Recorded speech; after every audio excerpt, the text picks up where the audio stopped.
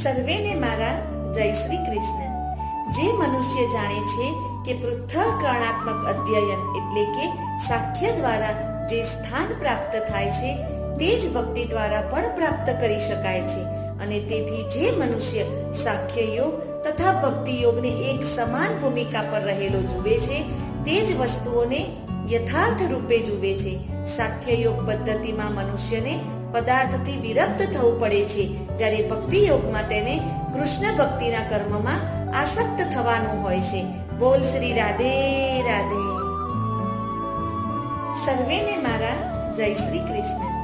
જે મનુષ્ય જાણે છે કે પૃથ્થકરણાત્મક અધ્યયન એટલે કે સાખ્ય દ્વારા જે સ્થાન પ્રાપ્ત થાય છે તે જ ભક્તિ દ્વારા પણ પ્રાપ્ત કરી શકાય છે, અને તેથી જે મનુષ્ય સાખ્ય યોગ તથા ભક્તિ યોગને એક સમાન ભૂમિકા પર રહેલો જુએ છે